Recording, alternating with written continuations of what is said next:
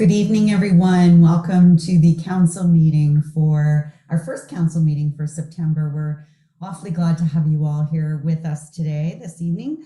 I first wanted to send regrets. Councillor Ices is sent his regrets today. He's on a vacation. And we welcome back Councillor Payne. Welcome back, Councillor Payne. It's good to see your smiling face.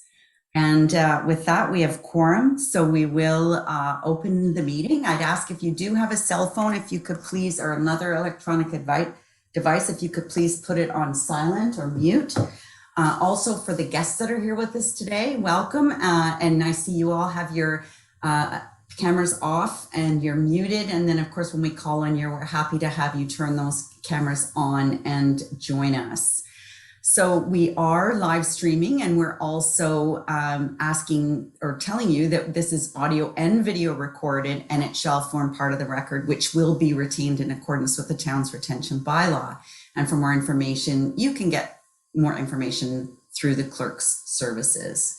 So having said that, we'll go right into open forum, and I see that the deputy clerk is telling us we have no open forum items on tonight's agenda. So we will go to the approval of the agenda, and I would ask for a mover and a seconder to approve the agenda as printed. Councillor Waters, Councillor Van Berkel, all those in favor? And that's carried.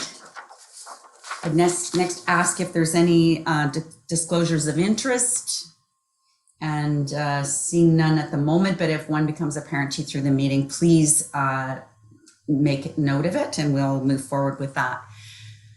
So I'm assuming we're going to have a few more. I want to welcome everybody who's watching the live stream. I'm assuming we're going to have a few more than normal because we've just got such an exciting announcement for this evening. And so I will just start with that.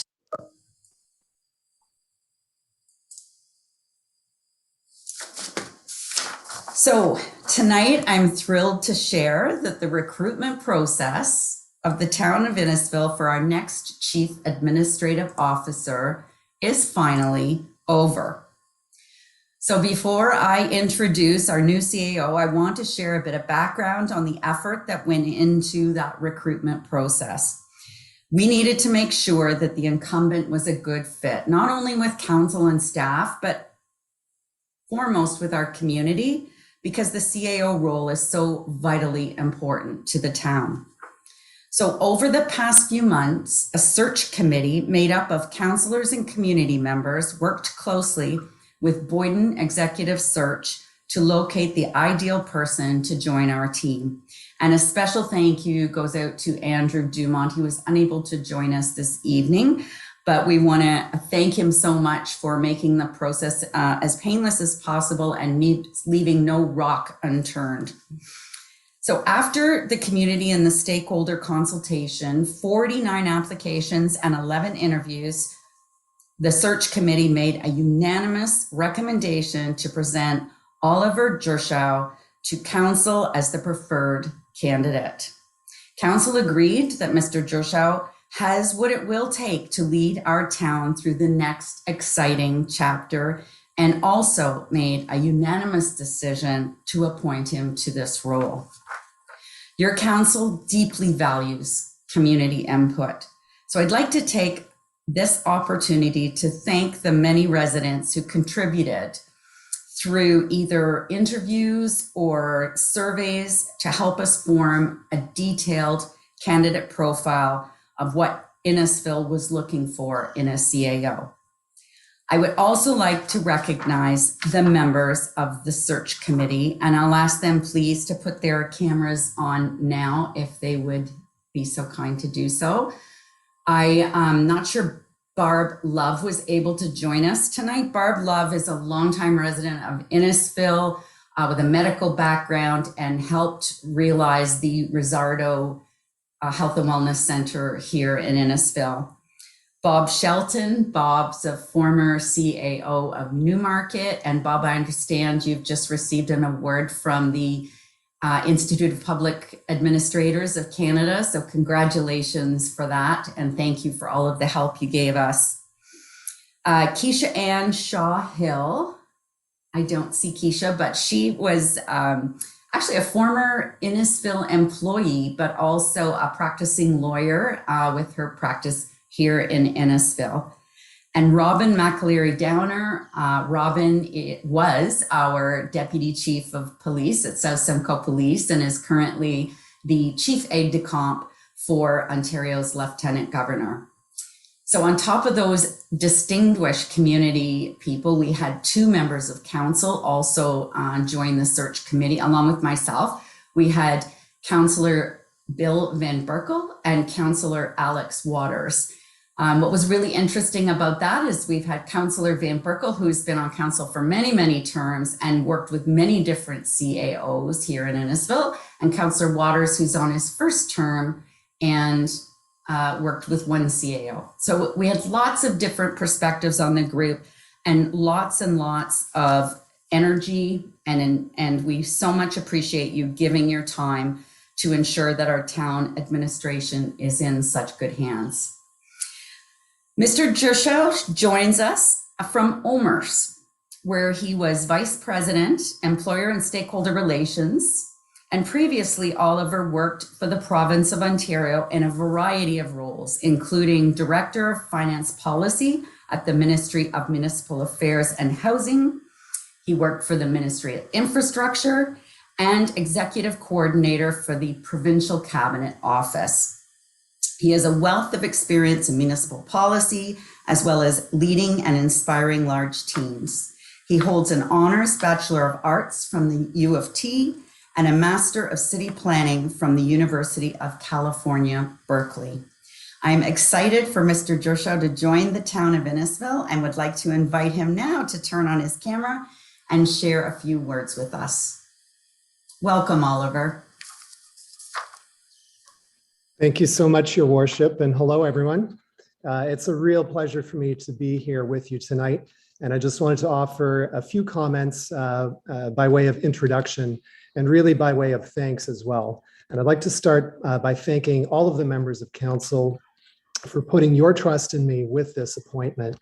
You have my commitment that I will work as hard as I can every single day in service of the community of Innisfil. And I also want to say that I'm committed to achieving a very smooth and seamless transition over the weeks ahead. And I'll be working with the members of the senior leadership team in Innisfil to accomplish just that.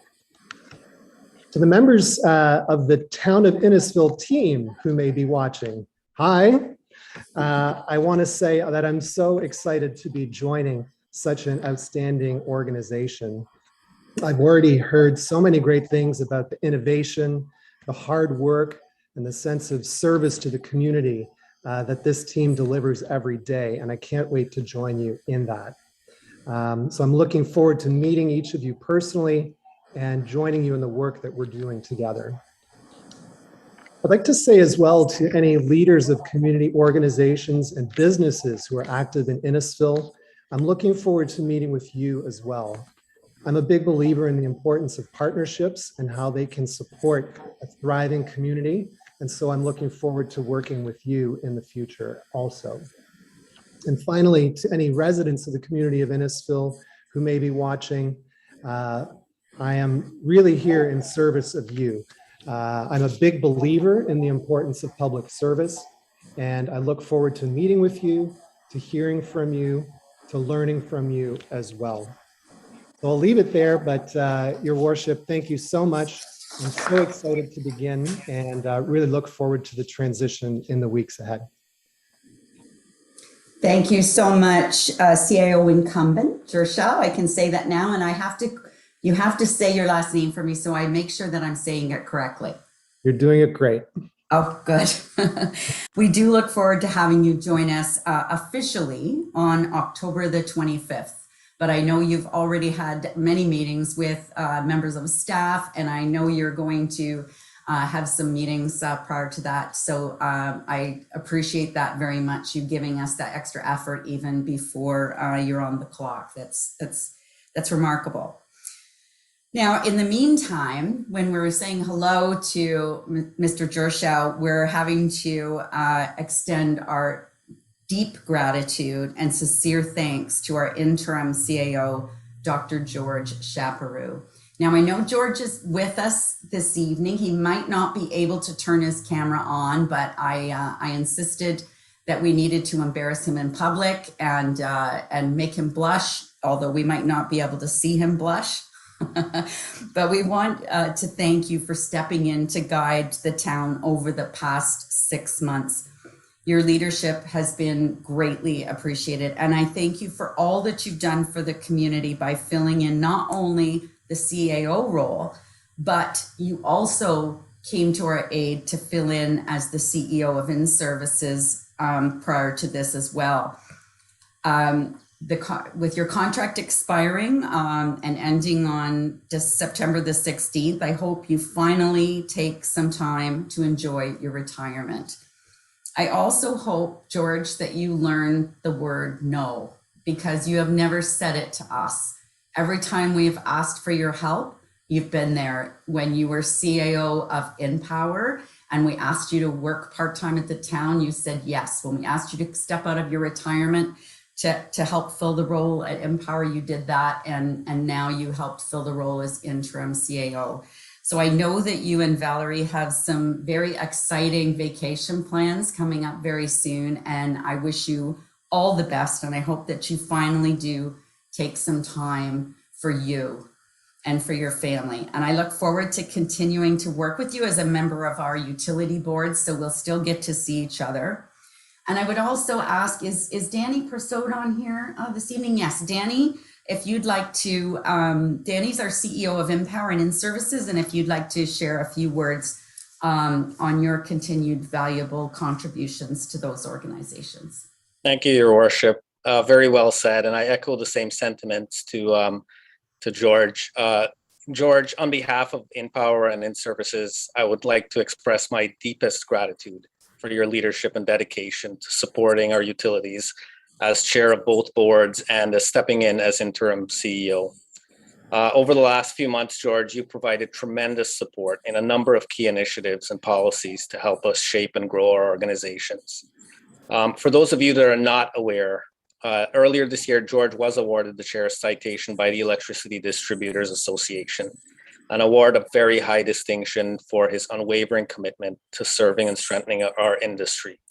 And that just goes to George's character and what Mayor Dolan has said. George is always willing to help, even if it means coming out of retirement multiple times to help us out. He's done that, and we are truly grateful and continue to be grateful for his service. So I'll keep it nice and short and sweet. George, thank you once again for your leadership, for your mentorship, for your friendship. Wishing you some well-deserved time off. And as Mayor Dolan said, I really do hope you take it. And Oliver, congratulations on your appointment and welcome to the Innisfil family. Thank you so much, Danny, much appreciated. Any other members of council who wish to, oh, there he is. George, do you want to share a few words with us? Thank you very much, Your Worship, for those kind words. Thank you, Danny. It's been an incredible privilege for me to work with such an incredible team, council, staff that spend so much of their time trying to make customer service experience the best that they can. Oliver, you're joining an incredible organization. Congratulations. I look forward to working with you on future boards. Unfortunately, my contract is up, and we look forward to the future, and the future looks bright. So thank you very much, everybody. Thank you, George. Deputy Mayor Davidson. Thank you. I'd like to welcome Oliver first on board. Welcome to Innisfil and what we have to look forward to. I think it'll be exciting. And George, I want to say a special thank you. I've known you for probably, I guess, almost 40 years. You've always been there for any questions I ever had. You were a great interim CAO. Your approach is amazing, and stay home this time when we call. Don't answer. And I look forward to you hearing about your vacation when you get back. Okay, take care and look after yourself. Thank you. Thank you, Deputy Mayor. Councillor Orsatti. Thank you. I'll start with George as well. George, I just wanted to say that my 7 years on council, you have been such a pleasure to work with on both your positions at In Services and In Power, and as acting CAO with the town. You have always been supportive. You were an easy listener. You were great at solutions and problem solving. And it's been my honor and pleasure to have had the opportunity to have worked with you during that time. And I wish you all the best on a well-deserved vacation. And we promise not to bring you back for any position during that time. And Oliver, I just want to say I was so impressed with the dialogue that we had in the interview process. And I still look forward to the background and the strengths and all that new experience. It's going to be an exciting time for Innisfil and the transition. And I think you're a perfect fit. And I look forward to meeting you in person and having some dialogue. Thank you and welcome aboard. Thank you so much. Thanks, Councillor Orsatti. Councillor Van Berkel. Thank you, Your Worship. First of all, I want to welcome Oliver on board. It was a long process, and while we were interviewing you, and I'm so happy that you're here now, and that we can expose to the world that you belong to us. George, it's been a long time, my friend. I remember way back in InPower when you came on board, and in the days when council waffled a little bit whether we should sell InPower or not sell InPower. It was your foresight and convincing and your vision, quite frankly, of what InPower could be that saved it from going on the market. And to this day, I have to thank you for that. I was extremely happy when you became our interim CAO because I knew you could do the job. I never doubted that for 1 second. And this is the second time you're going to retire. I hope you stick to your guns this time. But you know what? Don't forget us. We'll always be your friends. Thank you very much, George. Thank you. Councillor Nicol and then Councillor Waters. Worship, I don't know if I can add too much more to what Councillor Orsatti and Van Berkel have already added. George, thank you so much for all your dedication to this community for many, many years. Please enjoy your retirement. You deserve it more than anybody that I know.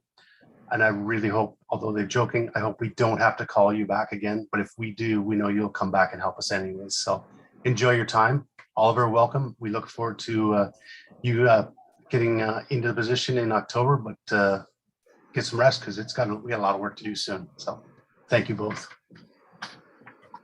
Thank you, Councillor Waters. Thank you. Well, George, I haven't had a long time to work with you. I was kind of looking forward to the sustainability issues initiatives that we talked about. So I will miss that opportunity, but I look forward to working with Oliver on those ones. But your amazing flexibility to go from one organization to the other and seamlessly, work with everyone to get the job done, and you've done that. Since you do have a hard time saying no, I suggest that the modern term you need to use is block us. So that way you don't even know we're making the request and you can enjoy your retirement. So all the best to you. Thank you for all your hard work and dedication to the town of Innisfil. I don't think the residents realize how important you've been to this community and this organization. So thank you very much. For Oliver, I'm so glad to have you on board. I think you are the right person for the right time for the right community. So I look forward to working with you, and I think you're going to be able to move things forward in the direction that we all hoped Innisfil would go in. So I sincerely wish you all the best, and I look forward to working with you over the coming years. So welcome aboard. Thank you very much. Thank you, Councillor Waters. And I think the key is, George, you have to make sure that cruise ship takes you out of cell range. Councillor Fowler and then Councillor Payne. Thank you, Worship. George, I have not had the opportunity to work shoulder to shoulder with you. So for that, it's a regret sadly that you will leave us this early. However, whenever your name was mentioned, I can say that everyone held you in the highest respect. So the capabilities you have are known through various aspects of the town. So thank you for your service and all you've done for the community. It does not go unnoticed. It does not go unappreciated. And to follow up with Councillor Waters, I think they used to sell those things on the infomercials where, you know, the number comes in, it automatically blocks it like the telemarketers. I think you should get one of those for the town of Innisfil. That way it doesn't go through at all. I hope you enjoy your vacation, because if anybody has earned it, my friend, it's you. Oliver, we've only spoken briefly, but I can tell right now that I'm going to thoroughly enjoy picking your brain and seeing the things that we can accomplish together and moving forward. I'm actually very excited to work with you and see what we can accomplish as a team. So welcome aboard. Thank you, Councillor. Councillor Payne. Thank you, Your Worship. I'm going to, as normal, I'm going to make this short and sweet. George, thank you so much for everything that you have done. It's been a pleasure working with you, and I wish you all the best. And like everyone else said, still say no. Yes is not in your vocabulary anymore. So wish you all the best and enjoy what you're going to be doing. And well, we may see you in our travels. So you take care. And Oliver, I welcome you as well as all the other staff and council members, and I look forward to working with you as well. And at one point, I would like to meet you in person. Seeing you in a picture on the screen isn't the same thing. So I look forward to working with you as well. And I wish you all the best. And I also want to say, Robin Downey McCleary, McCleary Downey, I'm thrilled to see you here. So thank you for all that you did, and you look great. So that's it for me, and nice to see everybody again. Take care. Thank you. Thank you, Councillor Payne. So any final words, George, before you sail off into the sunset? No, Your Worship, I'm going to keep this short and sweet also. So thanks everybody for the kind words. This corporation of the town of Innisfil is in great hands. It's moving forward. I think that the residents of Innisfil are very lucky, and we all look forward to what's coming around the curve. So from my behalf, thank you very much, and good luck everybody, and take care, and hopefully see you soon. Thank you so much. Thank you, George, and thank you, Oliver, and thank you, Danny, for coming to say a few words. But I also would be remiss without thanking our Chief Financial Officer and Director of Corporate Services, Mike Melanishin. Mike is going to fill in the gap between George's departure when his contract expired and when Oliver joins us as our interim CAO. So thank you so much for that, Mr. Melanishin. And with that, we have a motion, and could I please have a mover and a seconder for the motion? Councillor Van Berkel, Councillor Waters, all those in favor. That is carried. It's official. Thanks, everyone. Now we'll move on to delegations, and we have two delegations this evening. The first one is from Mr. Craig Binning from Hemson Consulting, and he's going to present to us about some amendments that are needed to our development charges background study. Welcome, Mr. Binning. Yes, good evening. Pleasure to be with council. It's been some time since I've been before you, so it's a real pleasure. Just as the presentation's getting loaded, just really what we want to do over the next 10 or 15 minutes is provide you with an update on some important changes that have been made to the growth funding tools that are available to the municipality, and talk about the development charges and a scoped amendment that we're undertaking on behalf of the town. So just on to the next slide. I think I covered off the topics. So we can go all the way to the next slide. And Fortunately, as many of you are aware, the province has been reviewing the Development Charges Act and the full range of development-related funding tools available. And we were quite concerned municipally about some of the changes that were originally proposed.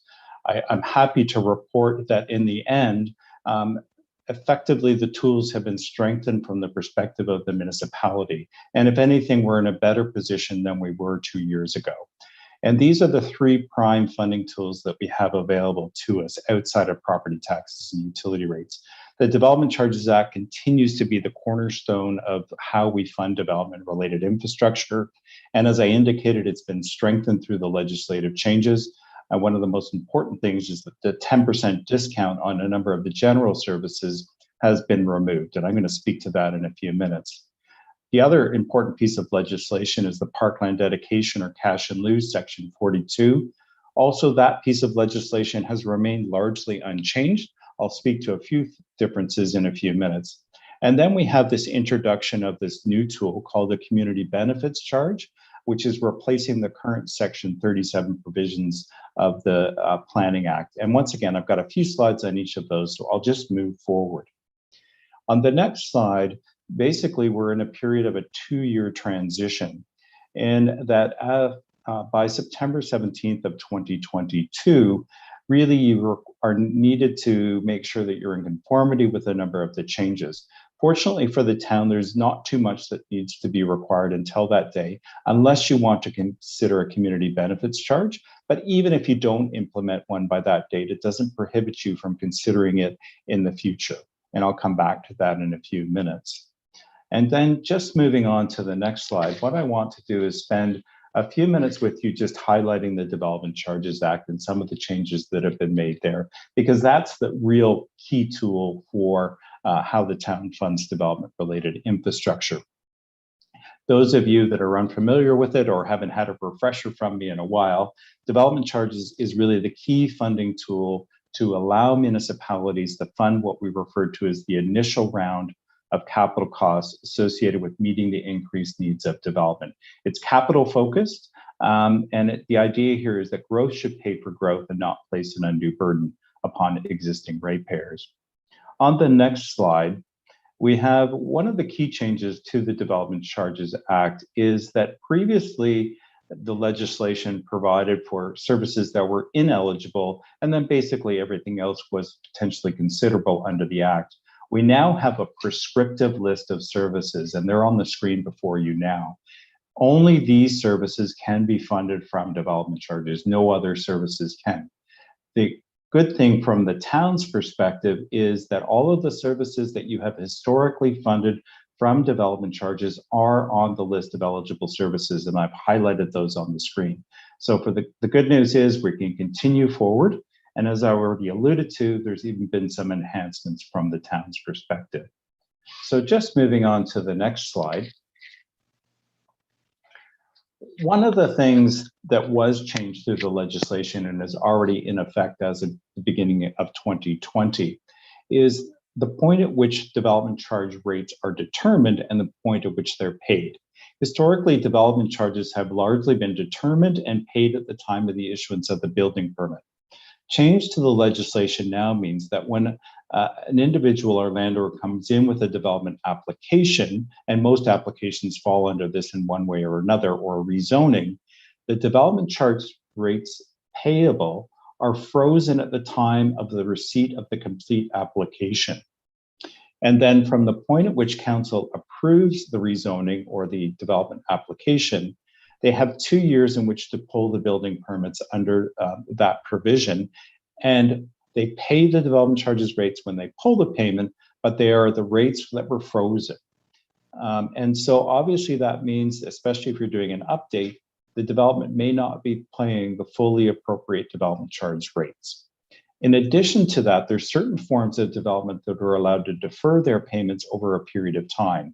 Rental housing and certain forms of institutional development pay their development charges out over 5 years from the issuance of the first permit, or 6 installment payments. And then not-for-profit housing actually extends out over 20 years. One thing to note is you can charge interest on that, and I know there's an item in the staff report dealing with that. Sorry, we can go to the next slide now. As has been indicated, we have initiated with the town a scoped amendment to the development charges. We're keeping it very focused, and really the intention here is to take advantage of the removal of the 10% discount on a number of the general services, in particular the parks and recreation and the library services, but also municipal fleet and general government. And I'll touch on that again in a few minutes at the back end. And so just moving on to the next slide. This is just a schematic of where we're at in the process. We initiated it back in the spring, and we've been working with your staff, and I'm once again wanted to compliment them on all their hard work through the summer months. We're in a position now where we're getting close to calculating new draft rates, and we will be moving forward to presenting those in short order. And we are on track to release a draft amendment study, much more scope than the development charge studies that you've seen from me in the past, releasing that on or about September 24th, holding the formal statutory public meeting on October 20th, and then bringing that bylaw to council's consideration on or about November the 24th. And then just moving on to the next slide. I want to talk a little bit about this new community benefits charge. Some of you have likely heard about this. It does replace Section 37 of the Planning Act, which used to allow for, if a development was coming in and requesting increased height or density, a municipality was allowed to negotiate with them for additional contributions. This tool is much more broad ranged, and if we go on to the next slide, I'll just highlight some of the key things that it does.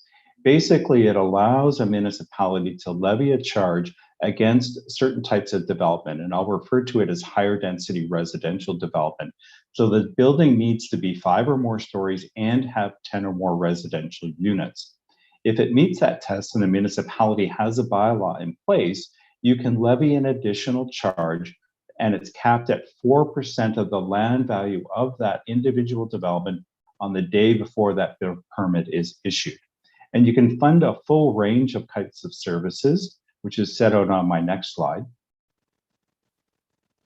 And interestingly, the types of services that can be funded are not restricted in any way, and indeed can complement what you have in the development charge study. We can't fund the same components that you're funding through your development charges, but if there's a gap, we can consider them under a CBC strategy. And some of the things that are looking at are urban parks, active transportation, parking, streetscaping, and other types of community benefits. There are a very similar set of what we refer to as nexus tests that are in the Development Charges Act. Basically, we have to show that what we're funding is related to development and related to the development that would be funded from this. Just moving on to the next slide. And the Act requires us to have a strategy, which is another term for a background study. And in many respects, it'll look somewhat similar to a development charge background study, but it's not nearly as prescriptive and it won't have as much detail in it, but we need to walk through a series of different tests to consider them. Just to let you know, we're in the initial stages of working with several GTA municipalities, and you're likely to see some of the first round of strategies come out in the fall, or perhaps Q1 of next year. So we're sort of leading edge in terms of interpreting and understanding the legislation. Just on to the next slide. The other area, the other funding tool is the Planning Act and the Parkland dedication under Section 42 and 51. As I'm sure members of council are aware, when the development comes forward, you are able to collect parkland, either dedication of land or accept cash in lieu where there isn't sufficient land. And there's a concept called the alternative rate under the Planning Act that allows you to lever additional monies under certain types of development as long as you have a bylaw in place, and it's an enhanced land contribution and also different cash in lieu policies. That's the CIL short form. And fortunately, those rules have not changed under the Planning Act. Originally, we thought it was going to be much more scoped and even potentially removed, but it stays there in place. So on to the next slide. So the existing provisions, the standard 2% of commercial and industrial land, 5% of residential, remain in place. And if that's all that you want to do, you actually don't need to make any changes. If the municipality wants to impose one of the alternative rates, then you do need to implement a bylaw, and it has to be in place prior to that expiry of September of next year. It's also important to note that this bylaw now can be appealed to what is now referred to as the OLT, the former OMB, as can the development charges bylaw and the CBC bylaw. So there's strengthened need to make sure that we're doing all of these things correctly. And then just on to my next slide. And actually, I think I'm passing it on to Audrey just to speak to the next steps in the process here. Yes, thank you. We thought, it would be helpful for us to give council a very high level overview of the work that related to development charges and the CBC strategy that we'll be working on over the next couple of years. As identified already in the staff report and mentioned by Craig, we're going to be looking for council approval of the amended development charges background study and DC bylaw related to the removal of the 10% discount. As well, staff are currently working on and will be working on updating various master plans, completing master plans and studies. And as you may know, those master plans and studies are an integral and important piece used in building the development charges background study. That is where, staff in building the development charges background study go to these council approved master plans and studies in building those reports, those strategies. Q1 of 2022, we're looking to award, the plan is to award the RFP for the development and updating of the development charges background study, CBC strategy, and updating of the cash in lieu of parkland bylaw. And as you know, it's a fairly extensive process, with the new CBC strategy as well. A few more steps are, going to be involved in this process. And so we're looking to, finally in June of 2023, the hope is that we'll be seeking council's approval for those various bylaws. And as you know, through that extensive process, there's extensive consultation with stakeholders, the development community, and council before we actually do get to that June 2023 date. As a reminder, our current DC bylaw does expire in September of 2023. And so the hope is we'll have that passed in place well before our current bylaw expires. And so that is the final slide. And I think now there's an opportunity for council to ask questions related to any of those technical pieces that Craig spoke to you about this evening. Thank you so much, Mr. Binning and Ms. Webb, for that presentation. And I'll go to council, members of council, if they have any questions. Councillor Orsatti. Thank you, Your Worship. Mr. Binning, I'm just wondering, when I was reading this report and the recommendations that staff have for council, the one concern that I have is with not-for-profit housing. And, the need to provide affordable housing, everybody is asking for that. So in Innisfil, and looking at the interest rates of prime plus 3%. And I'm just wondering, I was communicating just sort of earlier with our finance department, but I'm just wondering, are you aware of other municipalities for their interest rates, the changes that they're applying for not-for-profit affordable housing projects? Because it seems like such a high rate when we're trying to encourage that, to bring that to our community. Mr. Binning? Yes, thank you, Madam Mayor, and through you. It's a very good question, and obviously this whole interest rate policy is new, and municipalities are evolving in the way that they look at that. And as Ms. Webb and I have discussed, there are some municipalities that have been examining that very point and implementing a different type of interest rate with respect to certain types of built form, not for profit, and maybe even some of the rental opportunities. we would be pleased to work together with staff and do a best practices survey on that and bring that back to council either at or before the public meeting for your consideration.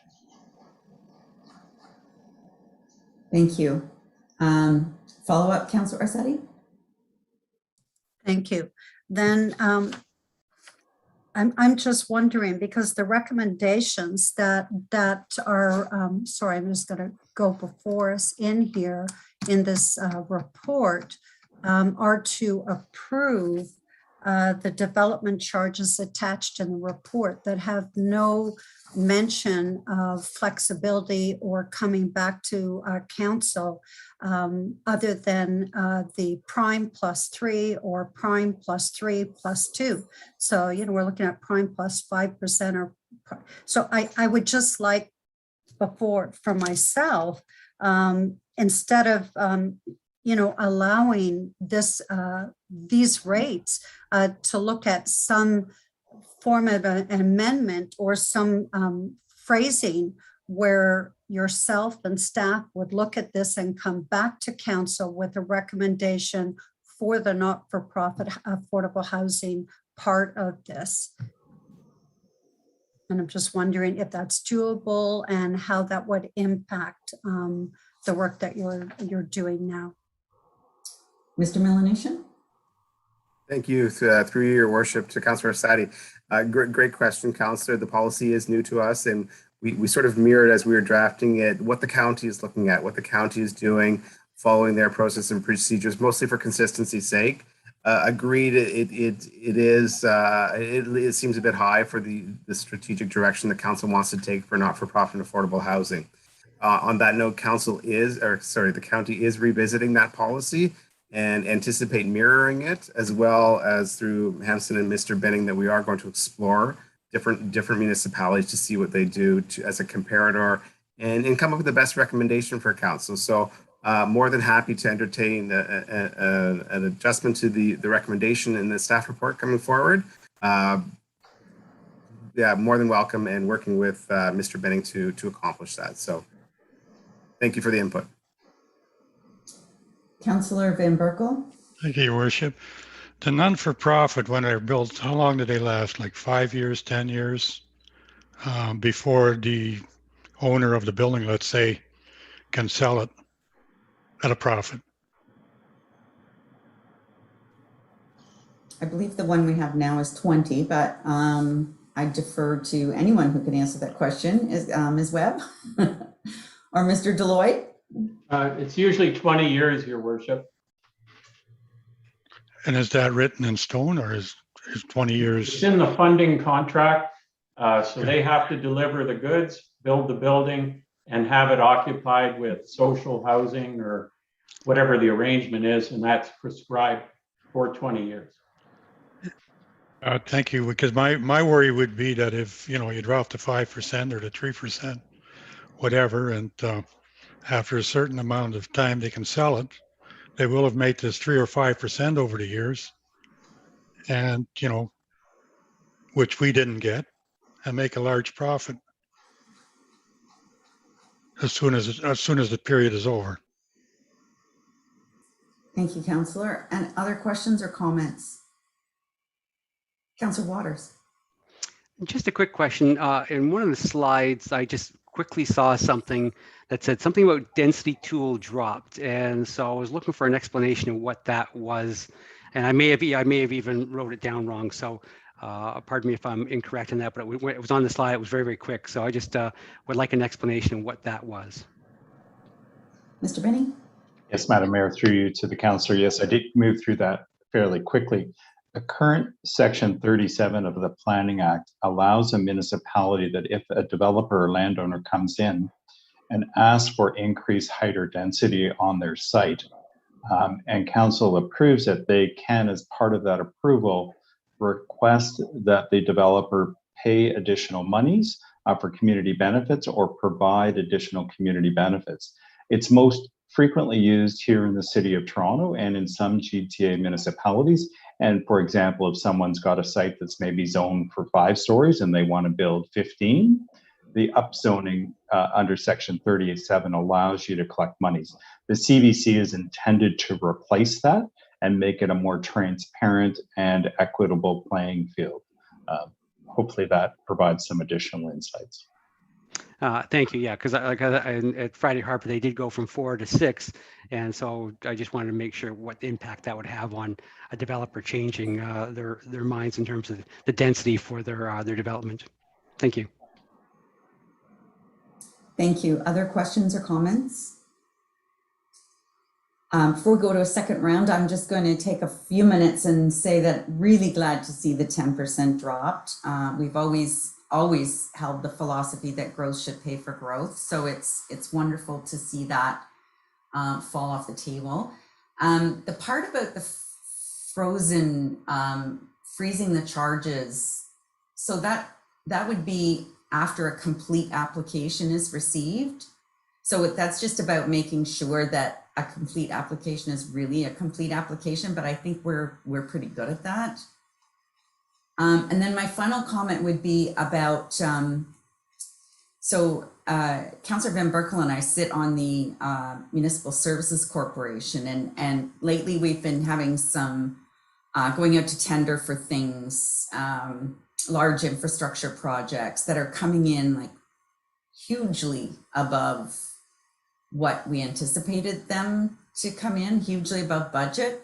I don't know if it's just post-COVID or whether that will, settle. But how does that find its way into the DC development charge background? I know this is a little off what we're talking about today, but I know both Councillor Van Berkel and I raised that at our in-services meeting. Yes, Madam Mayor, I'd be pleased to respond. I mean, it's been a critical time over the last 2 years, especially seeing the sharp increase in construction costs, especially for your engineered services like roads and the sewer and the water. And I know that the mayor was at County Council when I was presenting on the increased pressure on the county's development charge rates, largely related to the roads program. We had some discussions about that internally.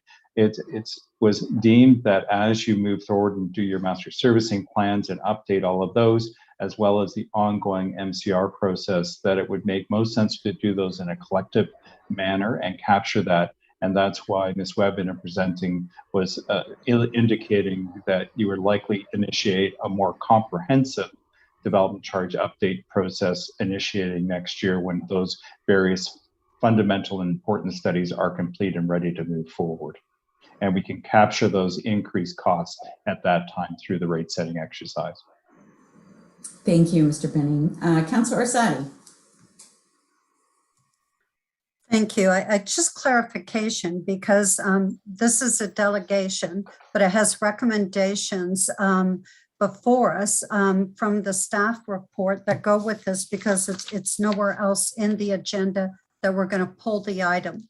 So I'm just wondering because it does, just clarification, because it does say that the charge interest policy attached to this report be approved, whereas I still would like that, looking at that staff be directed to investigate possible, DC policy bylaw options that help achieve council's mandate of promoting affordable housing. So staff would look at that possibly with Mr. Benning, Hempson Consulting, check what the county council is doing with the affordable housing and come back to us rather than us saying we agreed to the interest rates in here, carte blanche for all situations.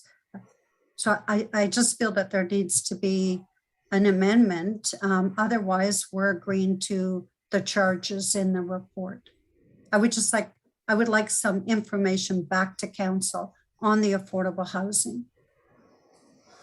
So I wondered, Councillor, if we could amend it to say be approved in principle and then add your phrase that you wanted at the end that more investigation be done.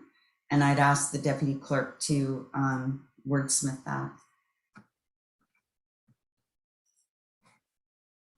And if that's an amendment, then we'll have to vote on the amendment. and then go back to the motion.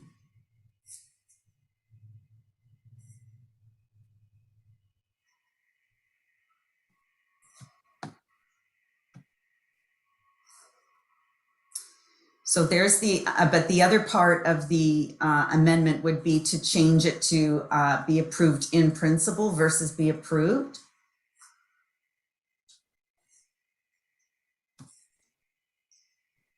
Ms. Toma? Thank you, Your Worship. I would suggest that what we do is vote on the amendment and then go back to the main motion where that could be a friendly amendment to add that wording in principle. Okay, so we have an amendment on the floor and it's moved by Councillor Orsatti. Do you have a seconder, Councillor? I did. I had Councillor Van Berkel. Thank you. Questions or comments on the amendment? So I think, you know, happy to look at options. I think it could get a little complicated if we're doing one thing and the county's doing something else, but maybe the county will move in this direction as well. And then the only other comment I'd like to make is if the development charges are paid up front, there's no interest. This is just the new option of allowing certain developments to defer paying their development charges. So that, you know, there'd be no interest charges unless they chose that route. And then the other comment I would have is I'd want to look at it holistically, like what other incentives is the county providing, for instance, as far as to attract affordable housing and put the whole package together. Deputy Mayor Davidson? Thank you. I'd like to ask Councillor Orsatti if she would, in your affordable housing, the last two words, would you put affordable/attainable housing? Because they have two different meanings, yet they both mean the same and can be construed differently. Attainable housing I see is for the next generation, which we talked about when we were talking about the orbit and having a program where the developer, the municipality, the county work together and providing attainable housing for those who are working, not making that $200,000 a year salary where prices for the units would be according to their income. Would you be open to using that word as well, attainable/affordable? Just before we go there, Deputy Mayor, I'm going to ask Mr. Binning if that housing would be eligible for the DC or the credit DC deferral. Yes, Madam Mayor, through you, the extended deferral, the 20 years is for not for profit housing, which is fairly clearly defined in the legislation. If you're going to extend it into something that's more attainable, that would obviously require additional work and it can be difficult to define and quantify that. But the deferrals itself relates to the not-for-profit housing only. I appreciate that, Your Worship. It's good to know. I want to look at all options on the table to make it easier for the next generation. Thank you. Thank you. But that does raise a question. Do we need to change the amendment to say promoting not-for-profit housing versus affordable housing? I'm comfortable with that. Any other questions or comments on the amendment? Go ahead, Councillor, sorry. Sorry, and the not-for-profit referral is mentioned quite often in the report itself, as opposed to the phrase affordable, but that's what it is. Not-for-profit is affordable housing, So whoever in the clerks is typing, if we could say mandate for promoting not-for-profit housing and take out affordable and attainable.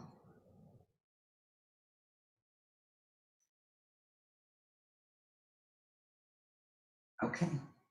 Do we have any other comments or questions on the amendment? Seeing none, all in favor? That is carried. And then back to the motion as amended. And there is the friendly amendment to include the word in principle on item 3. And mover and a seconder. Councillor Fowler and Deputy Mayor Davidson. All those in favor? And that is carried. Thanks, everyone. And thank you, Mr. Binning, for being here with us and making the wonderful world of development charges understandable. My pleasure. Good evening. Good evening. Thank you. Okay, so we have our second delegation now. Our second delegation is Mr. Paul McGuckin. And Mr. McGuckin, I think your name might be spelt wrong on the sheet. Oh, no, that's right. That's correct. Okay. And Mr. McGuckin, if you want to turn on your camera now, and I understand you have a presentation. This is a timed item, so we have 10 minutes for this item, and I'm going to ask the Deputy Clerk to time that. And if you could, Madam Deputy Clerk, if at 9 minutes, 30 seconds, you could put your video on so Mr. McGuckin will know it's time to wrap up. And then we'll have time for questions or comments from council. Whenever you're ready, Mr. McGuckin. Yes, Mayor, and thank you. Good evening. I would like to just ask if what I just heard was a delegation. That actually went on longer than 10 minutes, but I'll stick to my 10 minutes. I've practiced the timing and I'll do my best to keep it short. Good evening, Mayor Dolan, members of council, and anybody else who is watching in tonight. My name is Paul McGuckin. I live at 1244 Shore Acres Drive. I'm a 7-year resident of town and a longtime attendee of the town with family living here for well over 20 years. This evening, I'd like to talk to you about the Shore Acres dock launch and the impact on the Guildford community and patrons also of Contiki Marina, of which I also am a patron. Next slide, please. The purpose of my being here is really to express concern coming from the installation and subsequent use of the dock. I'd like to provide members of council today with some visual evidence backing up what I'm suggesting is going on down there, and to make aware of some of the attempts I've made, maybe incorrectly, to get things resolved. But I have tried. And then I'd like to also understand how the decision to leave the dock open to the general public at large while shutting off the rest of the town's docks, during the last 18 months, how that could even make any sense, especially given, some of the lessons taken or that are pointed out by the Innisfil Beach Ad Hoc Committee, which are really also identifying some of the same issues that we've been facing down here at Shore Acres Drive. Next slide, please. What really got me going, if you could hit it one more time, what really got me going was a fireworks display that we were presented with at 2 o'clock in the morning on August the 8th. I was at the marina sleeping overnight. There were many other families, including 3 families immediately in the area from Guildford, where fireworks were being shot from the dock directly into the boats, not in the area of the boats, but in and at the boats. There was a gentleman across the street, immediately across the street from the dock. It got up at 2 in the morning, went out to approach the group, had to leave out of fear of safety. What we did was we did send an email to the mayor and also to the management of Contiki Marina, thinking that was, let's go to the top from both organizations advising what's going on. And we got some varied responses that I really didn't think at the time were appropriate given the consequences or potential for serious consequences. But regardless, here I am today. May I have the next slide, please? And a couple of clicks on that, or one click on that. Thank you. This is a picture now of just off the Shore Acres dock. There's 2 boats in the picture, and they've been hovering off the dock for 45 minutes. And why is that? If I can have the next slide, please. The reason is that the town dock was being used as a home base for watercraft rental operators and boat tour operators. What did the citizens face? Basically, dangerous operation was going on from 8 in the morning till the evening of watercraft by unskilled operators. They were given a temporary day permit boating license and allowed to ride the lakes. Boaters couldn't get out of the lake, off the lake, into the water because of the general mayhem that was being created that day at the lake. When we went over to ask the people, one of the people that was hovering in the picture was from the marina. We'd noticed they were there for so long. We went to ask the group to please let them in. We're accused of being racist. There's a picture that the town clerk and I discussed today has been removed from this presentation, but essentially a middle finger salute was given. Violent threats were given, resulting in 911 being called. That's what everybody's telling us to do, call the police. We did. Took over an hour to respond. That day, there were two calls made by citizens to bylaw officers that I'm aware of, and one made by the Innisfil dock supervisor, of which only 2 times out of the 3 there was somebody showed up. Rental customers of this operator had been guided to use the facilities at the Contiki Marina. Park there, you meet on the dock, use the bathrooms, wander through, carry on. So I sent letters to the mayor, Councillor Nicol, Contiki Marina management, including the police report, 911 call number, photos, video, copy of the rental company's phone number and their Facebook homepage. So what happened next, if I may have the next slide? I went to the marina the next day and spoke directly with the resigned or retired Ryan Stoville, who was the GM of the Contiki Marina and Lefroy Harbor Marinas. I sat in his office, gave him the information. He called the operator, went on her spiel about, yeah, we rented a Contiki Marina, you park there, you come out to the dock, and away you go. So Ryan made it very clear that that's not appropriate. I received an email, or I think a call or a text or something from the mayor advising that they, acknowledging my call and were investigating. If I can have a click on that, 2 clicks, please. What happened next? 2 weeks later, they're back in action. They're right back in action, carrying on. All day long they were operating again. And then that evening, 8 men were, this is the exact day the signs got posted saying time limits and so on. 8 men were sitting in the dock that evening, all evening, fishing. So I sent another email to the councillor, to the mayor, advising the activity resumed, and was advised customer service would be in contact with bylaw. May I have the next slide, please? And one more. And I could play this video, but I won't play this video at a time. But what this does show is a group of jet skiers coming in off the water. They'd been there, again, all day long. To the left of this picture is the channel, the marked channel coming in and out of the marina.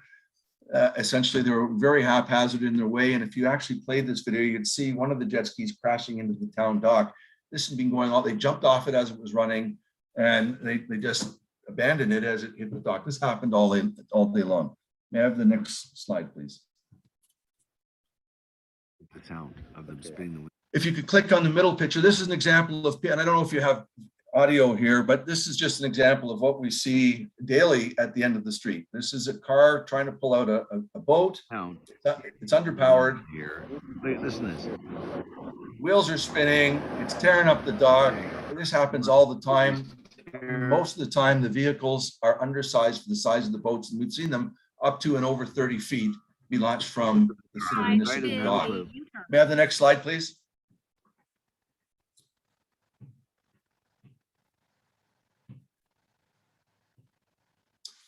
Just some other examples for your vision. The picture on the top left is a lady that came in to the Contiki Marina to use the beach with her daughter. She had been at the Innisfil Beach Park that day and had to leave because of general conditions weren't acceptable to her. In her mind, they're overcrowding. She moved to the Guildford Beach Park, which is the middle picture. Again, there were 25 people. You can see the garbage. I took these pictures the same day. The garbage was overflown, overrun. On the right-hand side, there's a picture of a trailer parked and abandoned immediately in front of the no parking sign. This is the stuff that happens all day long. This trailer is parked in an area where people are supposed to walk. Every day, there's people parked on both sides of this road, forcing pedestrians out into the street. Bottom pictures are showing families just coming into the marina, wandering. Why is this happening? Folks, one of the things identified in the ad hoc committee for Innisfil Beach was that the beach was a pinch point. Well, the end of the road here at Shore Acres Drive, especially during COVID when it's the only place around, certainly was a pinch point. Overwhelming traffic and people coming down to Contiki and in that general area. I can tell you Contiki added security. They fixed the gate. They did their best to try to keep people from coming in, but you certainly can't prevent people from firing rockets into the marina in the evening. I mean, that's the docks there. If it wasn't there, I don't know that it would happen. May I please have the next slide? It's not just happened this year, folks. Last year, I also said, and I started my inquiries into the inquiry at Innisfil.ca, concerned with similar issues to what we're still seeing today. So over years gone by, and in my opinion, not a whole lot has been done to make a benefit or make an impact. There's been many emails, phone calls being made. Contiki management's been aware. I've kept everybody in the loop. I've gone out to residents, I've gone out to patrons to get their opinions. I feel very comfortable saying that this is an ongoing concern. May I have the next slide, please.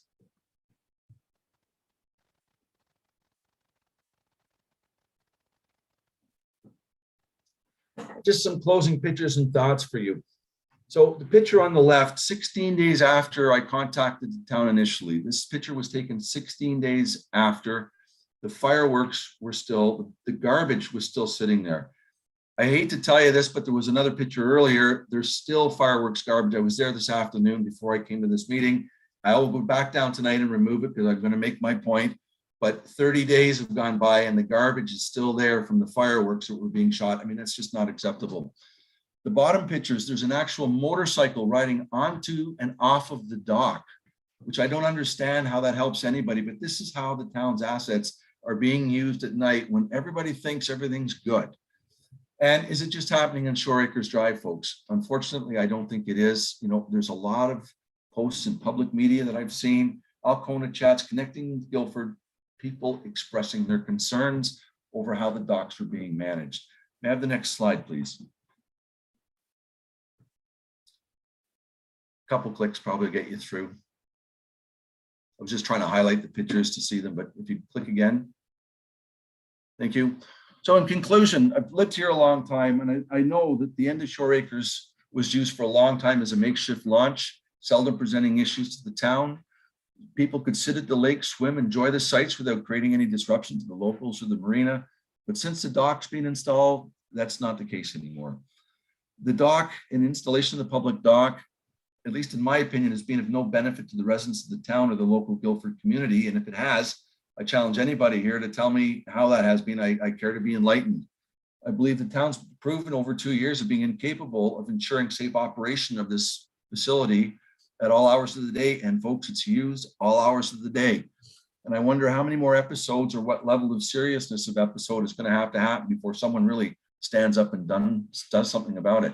911 municipal enforcement, that's what we're being told to do and use. It's not working. If it takes an hour for 911 to show up, that's a problem, okay? Guildford residents, we already have a hard enough time in the wintertime coping with ice fishing season. We're overrun at ice fishing season. The dock has made supporting Innisfil tourism a full-time job for us. And it's not our responsibility to monitor assets or get involved when things aren't being done correctly. But I can also tell you, we're going to be the ones that have to jump to help somebody if there's an emergency and we can't get town emergency services support in a timely manner. I also believe that dock is unfair to the residents of Shore Acre, which I live on Shore Acre. There's many streets that end at the water in this town and not all of them have docks. So what I had 7 years ago when I moved in was access to the water down the street. That was taken away from me with zero input and all this backlog. I believe that installing and maintaining a public dock requires more than the minimal supervision it's gotten now. Supervisors are regularly seen sitting there for long stretches on their cell phones, oblivious to what's happening around them. The day that those people were operating the dock all day, I asked the person that was there the next day, they had no idea. They didn't know that every hour, 8 new people came in and got on Sea-Doos. This is all day long this went on. So I think there's a little bit more than minimum supervision needs to be done to control traffic in and out of the water, traffic on the street, monitor time in the docks, and certainly to help stranded boaters. And there are stranded boaters that come to that dock when they have trouble. If I may have the last slide, please. And it's some recommendations. I don't want to just come up here and squawk, folks. Certainly got input from the town and listened, and I do care about what happens. It's not about a knot in my backyard. It's how do we do this? I do think the town needs a safe community-focused dock plan, and that should include criteria and standards over what proper supervision of a dock means. Putting a toilet in by the water and having a student sitting in a car on their cell phone is not supervision by any standard. I believe there needs to be hourly inspections for police and bylaw officers and sanitation. We can't go a month with garbage at the end of the road. We just can't have that. I believe there should be size limits imposed on the various end of road facilities. Anything you want in the Innisfil Beach Park, you've got the facilities. These little town docks, we don't have them.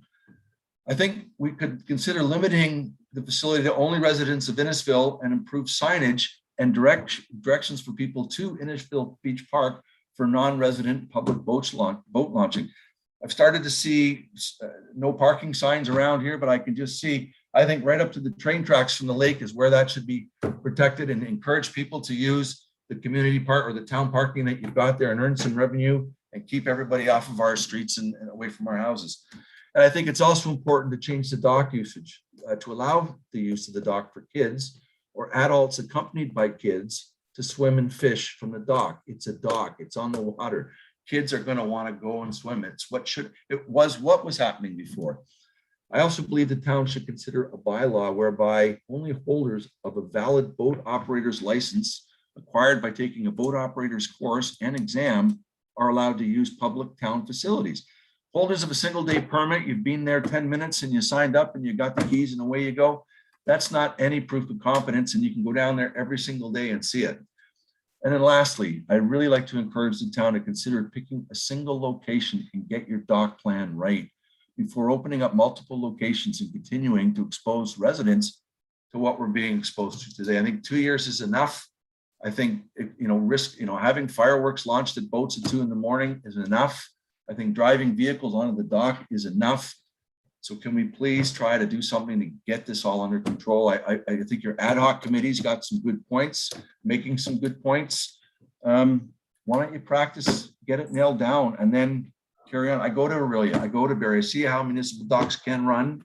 I think it's important for the town to have one, but I think it needs to be run right. And until it's capable of running right, shut it down. Thank you, Mr. McGuckin. Appreciate your delegation, and would ask members of council if they have any questions or comments. Councillor Nicol?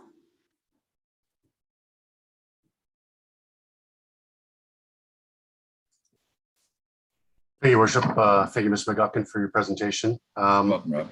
A few points that Mr. McGuckin has made should be of interest to council to reflect upon. Firstly, for me, this pandemic has added stress and strain to so many people, so many of our residents. But I don't believe that any of our residents should take it upon themselves to get into confrontations with people using a public boat launch.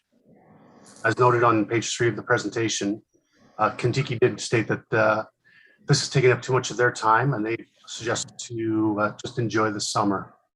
Although it was noted that there were discussions on social media, the only log concern that I am aware of, and in fact, the overwhelming majority of our residents have asked for more access to the lake. We have to consider that this is a public launch next to a commercial property and just down the street from a public beach. Realistically, we cannot deny someone access based on where they live. So it would have to be either open to all of us or none of us. I know the majority of the launch use is from our own residents, and I've purposely monitored our data from the EOC meetings, which reported that only 6 to 8% of all launches were from non-residents, and that in the past 2 years. The rest of our residents would likely revolt if we considered closing this access. Honestly, the Shore Acres parking lot was full last weekend, and every truck and trailer that I checked had a resident tag displayed. The people using the launch are our neighbors. Usually good planning looks for good friction points to help people interact. But as part of the presentation tonight and the recommendations, fishing lines and out drives are not good combination. Swimmers near propellers are even worse. I think council would be negligent to consider fishing and swimming at any boat launch. I read about limiting boat sizes or heard about limiting boat sizes, but that occurs with the natural lake levels. I don't think we can discriminate on otherwise. And I personally pulled out my 35-foot boat there last week, and it's likely too shallow to do so now. As for licenses, there are lots of new boaters this year and last year that I've noticed, and quite a few in Kentucky Marina that I witnessed could really use a refresher to driving as well. We've greatly improved the area, providing a pedestrian-only access at Guilford Road for the beach, while enhancing the Shore Acres launch to keep these separate and used as they have been for decades to access the lake. To my knowledge, the issue with any rental operations using the dock has been addressed. And honestly, we live in a recreational community, and we need to continue to provide our residents more access and amenities to enjoy it, because that's why we all live here in the first place. I'm not sure that this request or the recommendations are necessarily reasonable or realistic. And this is the right place for us to get it right. So if there's some tweaks that need to be done at this dock, let's do that. but I think that we've got things going in the right direction for our rest of the community. Thank you. Thank you, Councillor Nichol. Councillor Sadi. Yes, thank you, Worship. I want to thank you, Mr. McGuckin, from doing your presentation this evening. It's never easy, and I know there's a great deal of frustration throughout our community with fireworks happening. People, you're speaking about people with boats that don't seem to how to know to launch them and bring them back in. We've seen that many times, as well as at Innisfil Beach Park. And the same with people purchasing ATVs and not knowing how to use them or where to use them. I think the pandemic has created a real boiling pot, unfortunately, with sometimes our own, visitors or frustration and courtesy. And we need more courtesy and respect of our residents and the youth, and to work together as a community. And I know it's very frustrating. The Innisfil Beach Park Committee was assigned to look after Innisfil Beach Park only. So we make decisions on that park alone.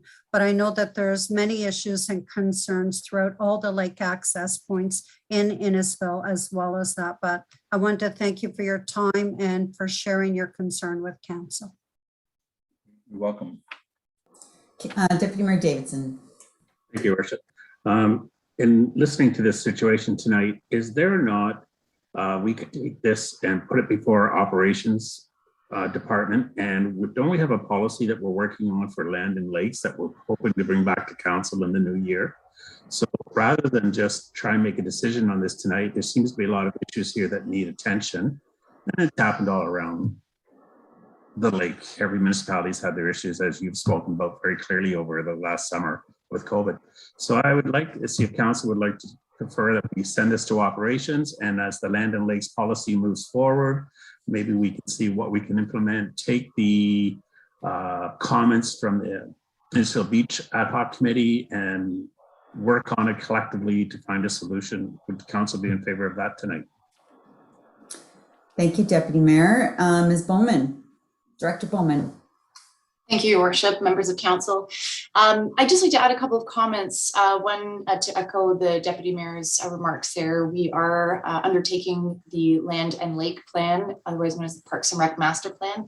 I would advise for Mr. McGuckin and any other members of the public who have concerns about any of our lake access points, that they use that opportunity to connect and share their thoughts. And council will ultimately be presented with a very comprehensive review and recommendations coming out of that process. Councillor Nichol commented about the usage this year with our launch, and I certainly agree with those metrics. Indeed, we have seen, by and large, it is our very own residents that use that space. And as your operations team, we are always looking to check and adjust how we manage that space as well as others. And we have a solid working relationship with Kontiki Marine and continue to work with them, both as we did going into this year to make adjustments from previous. We will do so again this fall. So we will look at the operations. We will look, including the comments from Mr. McGuckin and other customer service cases that may be there, to look at and see what we might improve for our operations for next year. So please rest assured that your operations team will be doing that over this winter in preparation for next season. Thanks. May I ask a question? Thank you. Just in a moment, if we're just gonna, and then we'll let you answer Mr. McGuckin. So Director Deloy, did I see your camera? Did you wanted to add to that? Yeah. Yes. I just wanted to inform council that that whole business with a pop-up marina where somebody just occupied a public space for a commercial business, that kind of squatter kind of business is just not tolerated. We were on it right away. It's contrary to the municipal licensing. And I agree with everything else that Ms. Bowman had said.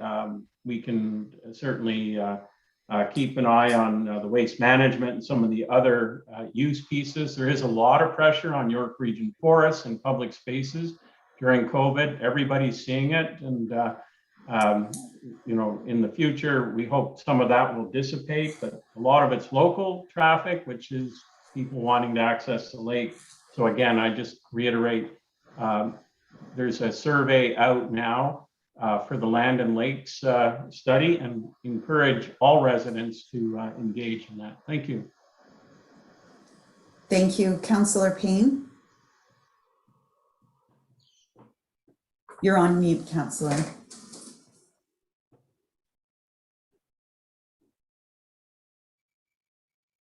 Okay, here we go. It's been a while. I just have a question. Where there's docks going into the lakes, are there signs that say no swimming? And if there's not, perhaps maybe we should think about that for the safety of the children and people wanting to swim, that they should swim at the beaches and not swim at the docks where there's going to be boats. And I would say that's a safety issue. So I'm not really sure. I haven't been to that dock, so I don't know if there's signage. There is, Councillor. There is signage, and then there's a swimming beach just a little bit to the south. Okay, at the swimming beach, is there also a sign saying no watercrafts allowed at this area? I think it has to be specified, because it seems like people are just sort of going all over the place.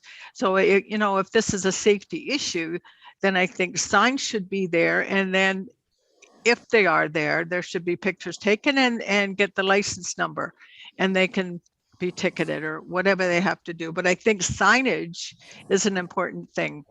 And if hopefully they'll read the signs. Thank you. Thank you. Thanks, Councillor.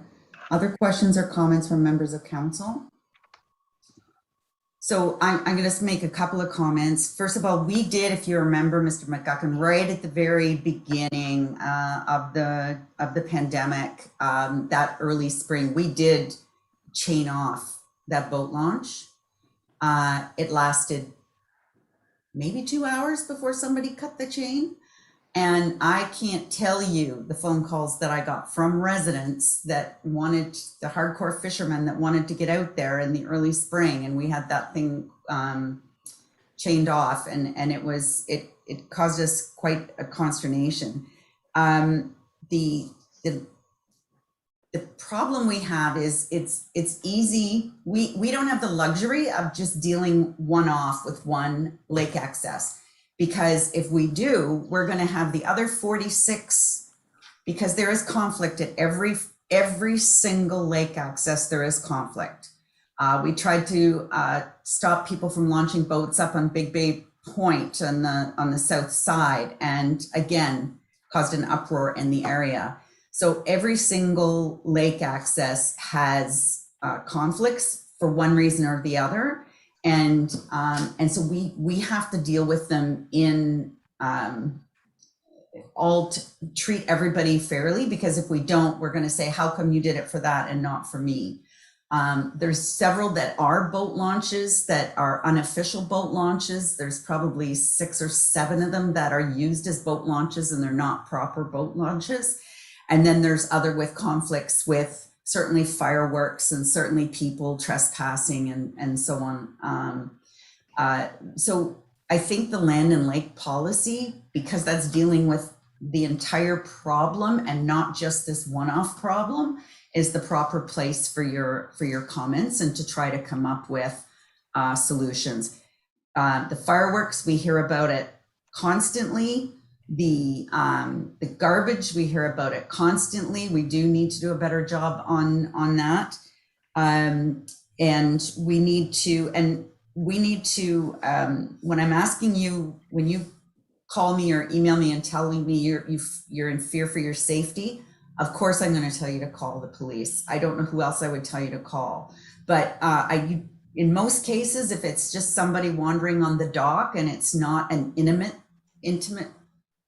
immediate safety concern, my comment to you would be not to call 911, but to call the non-emergency number of the police department, and save 911 for emergencies. And then finally, my comment would be to let bylaw and police deal with people. And as Councillor Nichols said, you know, be careful of your own safety and try not to be the dock police. Let the town staff take care of that item.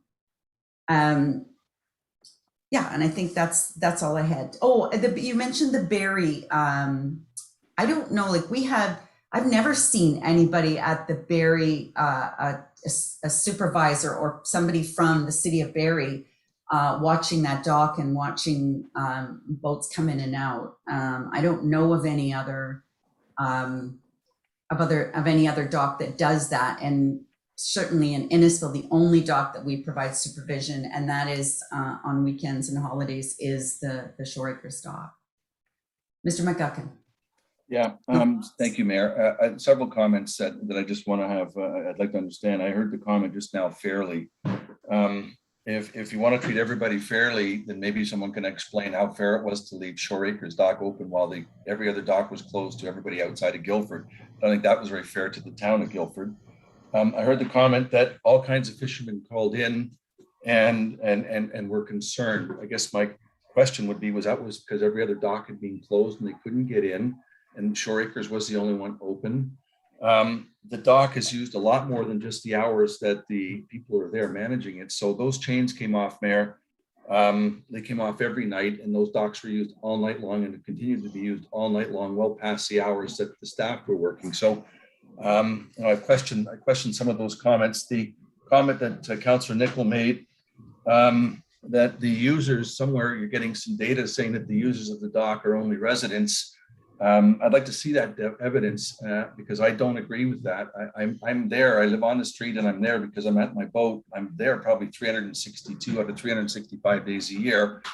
I know there's a lot of people coming in that aren't parking in the town. You know, if you're using the tickets that they're getting as your evidence, I'm saying that's part of the story. The rest of the story is being there and seeing it. And we're seeing people coming in from all over at all hours of the day that aren't. You know, if you're parked on the road, you're not getting a ticket. How can you manage that and monitor that traffic as an influence?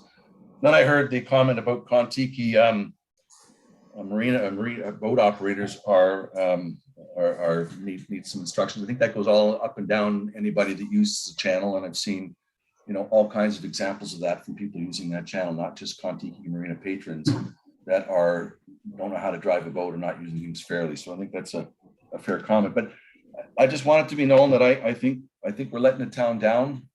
I think, you know, if you want to use your evidence, I'd like to know how many people have called, you know, and what kind of, you know, for every person that's complaining that the dock's open or closed, I get 10 people that say they're complaining because it's open.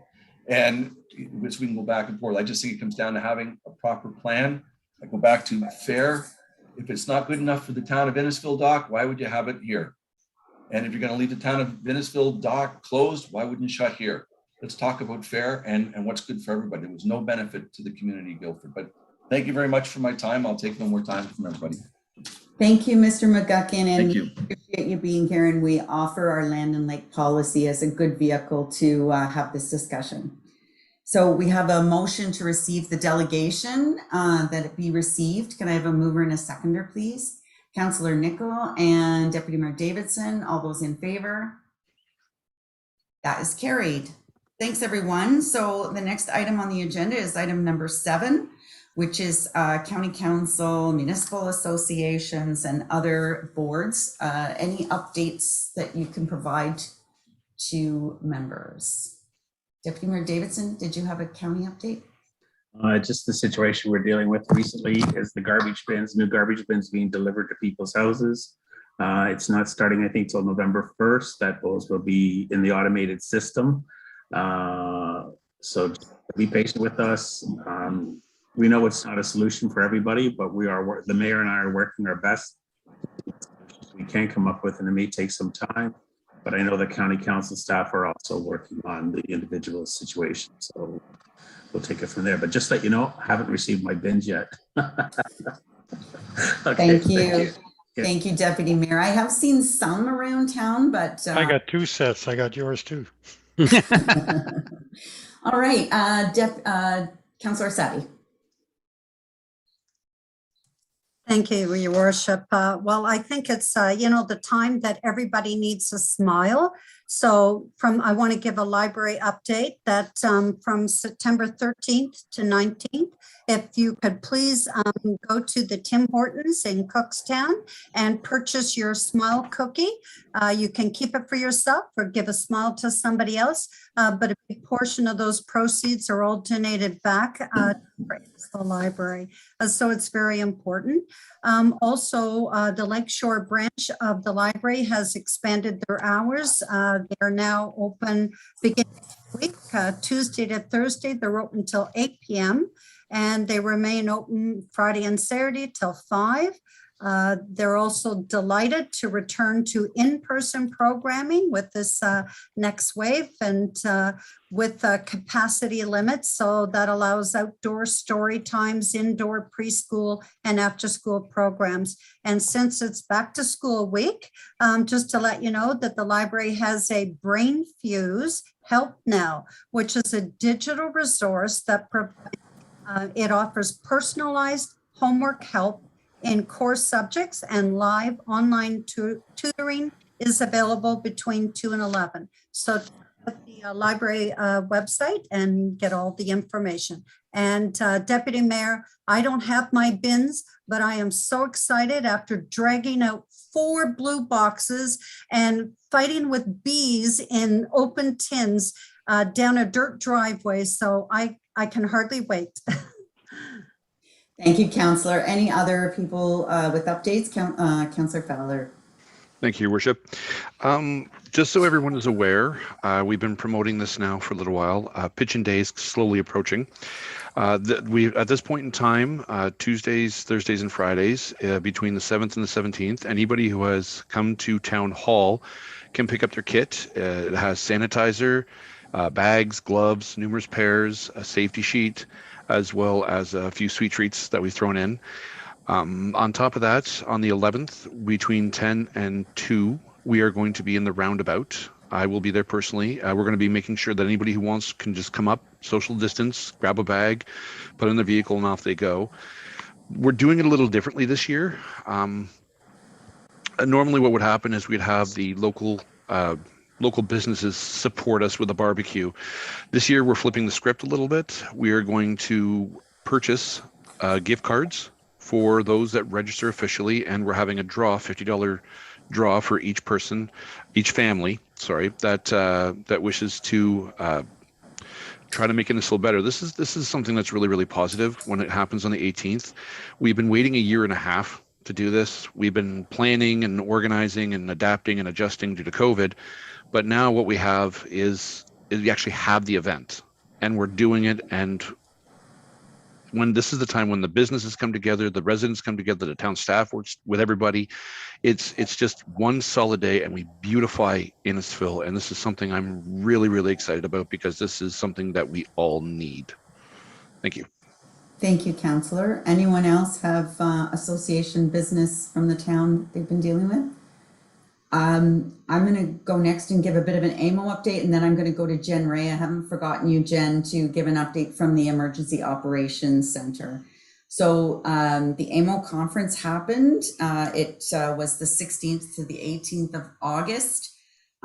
Board members met on the Saturday and the Sunday pre the conference, and the conference was really well attended and very successful, although I'm desperate to get back and network with my colleagues. It was really well done, and many ministers, the premier, I think it was 23 ministers, 3 ministers forums. And personally, I had 6 ministerial delegations, 4 with the county and 2 with the town. And it was a very positive experience. And then my only other update is with the Police Services Board, we had a swearing in ceremony for 4 shiny new constables last week. And it was lovely to be there and see the excitement on their parents' faces virtually again. Okay, Ms. Ray, did you have an update from the One Town, One Team? Thank you, Your Worship. Through you to Council, the Simcoe Muskoka District Health Unit has advised that there's been a significant rise in case counts week over week. Many of these cases were community acquired, and all but one was of the Delta variant. The majority of local case counts are occurring in people under the age of 60, and we're also seeing an increase in young people, including children under the age of 10. SMDHU advises that case numbers can be reduced through vaccinations, limiting social gatherings, and increased public health measures. Regarding vaccines, locally, we have surpassed 80% of the population 12 and older with their first dose and 70% with their second dose. SMDHU is working on their own internal vaccine policy, which will be shared with local organizations once completed. They also continue to work on a vaccine certificate or passport program. Dr. Gardner released a letter to local businesses strongly recommending the implementation of workplace vaccination policies in order to help maintain a safe work environment and reduce the risk of COVID-19 transmission. The town is currently reviewing other municipal policies and is considering implementation. Dr. Gardner also issued a new letter of instruction for local businesses that supplements requirements under OREG 364/20, which came into effect on September 1st, 2021. Our economic development team sent this letter out to our local businesses to make sure that they were aware. And the last point about vaccinations is that SMDHU is hosting a pop-up vaccination clinic at Nantyre Shores on Friday, September 17th. It's open between 11 and 3 for students and then 4 to 7 for the rest of the community. Regarding the Reopening Ontario Act and orders under the Emergency Management and Civil Protection Act, the province announced that proof of vaccination for entry into certain non-essential businesses and settings as of September 22nd this year. The town is currently awaiting the draft regulation in order to determine its application to town facilities, including arenas and other recreational facilities. The province is also working on a digital vaccine receipt or QR code, as well as an app to help businesses with the new system, along with tools for Indigenous persons, individuals from out of province, and those who may not have access to a computer or smartphone. Regarding the town's operations, Dr. Gardner continues to recommend that staff work remotely where possible. In accordance with his instructions, the town's EOC will continue monitoring the situation through the fall, but we do anticipate some form of return to work in the new year, which may include a return to in-person council meetings at that time. The town continues to reopen its facilities in line with provincial regulations and the recommendations of our public health partners. And finally, SMDHU is asking for all special events requiring a town permit to be submitted at least 30 days in advance of the event date. Event organizers are required to include a safety plan, which will be reviewed by SMDHU, by South Simcoe Police and town staff. Thank you so much, Ms. Ray. And I want to say that while Simcoe Muskoka District Health Unit is doing very well with the average of people vaccinated, Innisfil is still only at 68.9% of vaccination, people with both vaccines. That's third or fourth from the bottom in Simcoe County. So we need to step it up. And so encourage your neighbors and your friends and your loved ones to go to the clinic, the pop-up clinic at Nantyre on Friday. Thank you, Jen. So we'll now move into item 8, which is the consent agenda. We'll go through the list of items, and if the item is not pulled after we rise and back into council, we will do a bylaw to acknowledge all of the resolutions and adopt all of the resolutions that we didn't pull. So we will start with A1, the special council meeting minutes dated August 9th. A2, minutes from August the 11th. A3, council meeting minutes from August the 11th. A4, special council meeting minutes from August the 18th. B1, the Innisfil Accessibility Advisory Committee report. B2, the Heritage Advisory Committee report from August the 12th. B3, the Pitch-In Committee report from August the 12th. B4, the School Zone Traffic and Safety Advisory Committee from August the 19th. Okay, I've got two. Councillor Orsatti? You want to refer to committee? Yes, please. Okay.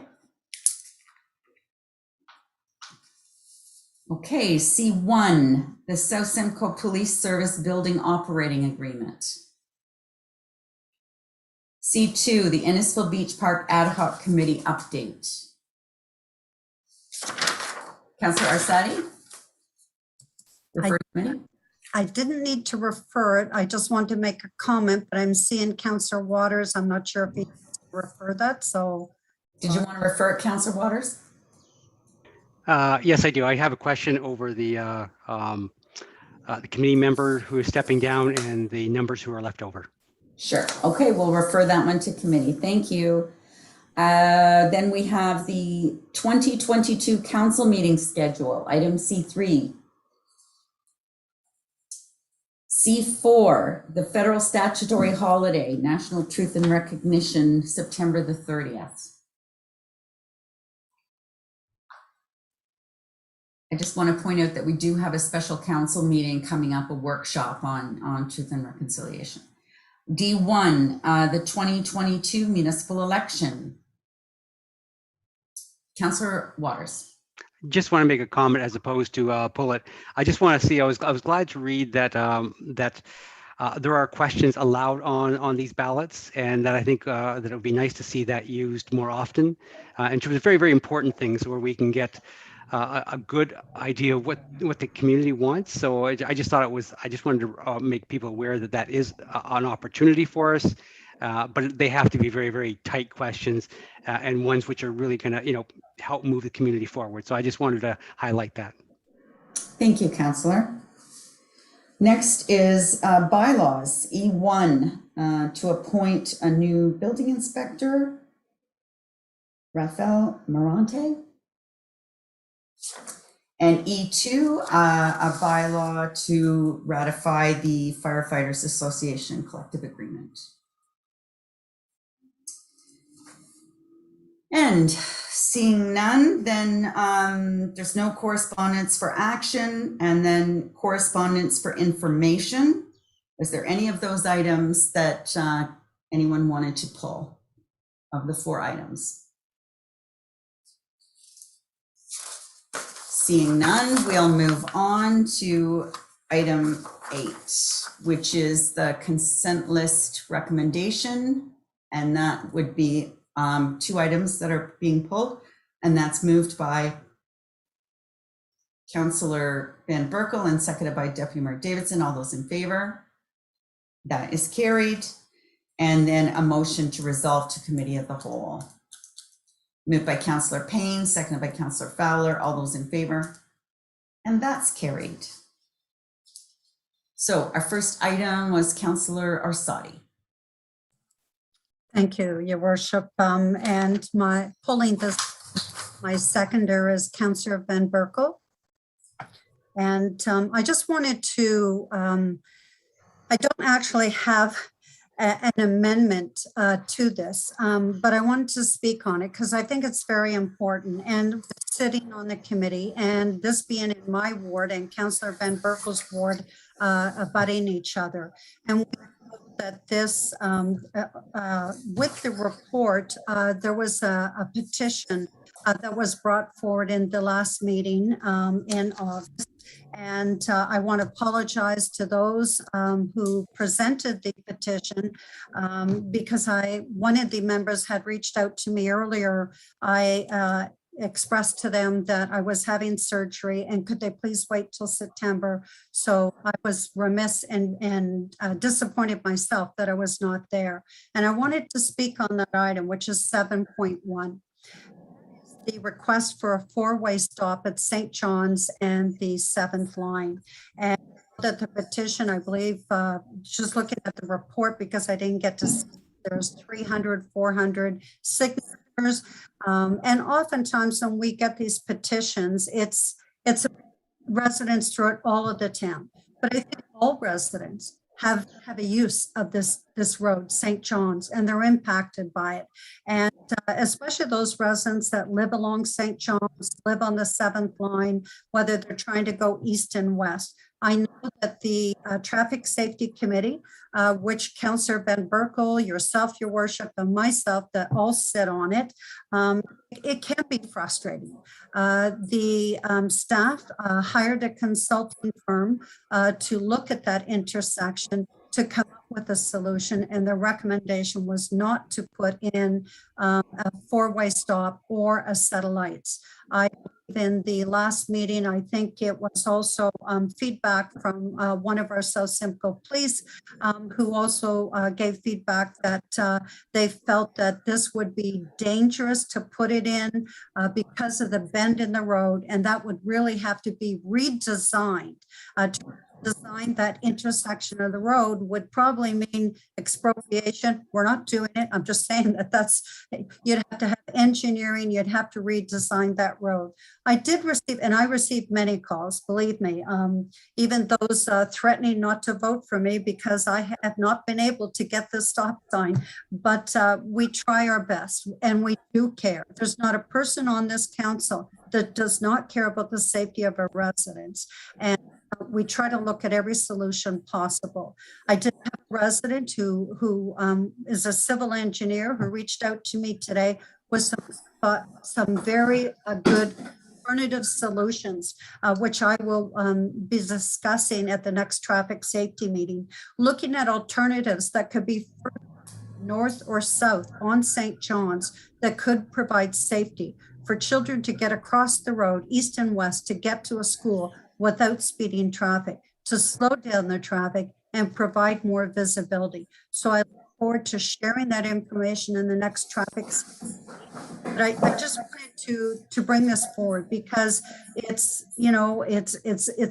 reached a boiling point with residents. They are frustrated and it is difficult for people living on St. John's. If you even try and walk in that area from Anna Maria to the 7th, you're taking it, very cautiously of thinking of your own safety. If you're trying to get across the road to get to a beach, which the residents are trying to at a road access point, even the link, it is all difficult for them. So I just wanted to share that we are looking at every possibility and alternatives that we can come up with for solutions to this. And there's going to be no one more happy than me if we can get a solution to put something in that can create the results that the residents want. And as you know, on council, everybody has been very lenient with me, constantly requesting a four-way stop in an intersection. Anyway, I just wanted to share that. I know Deputy Mayor Davidson was looking at pulling this item as well. Thank you, Councillor Arsati. First, I'll go to the seconder. Councillor Van Berkel, did you have anything to add? Thank you, Your Worship.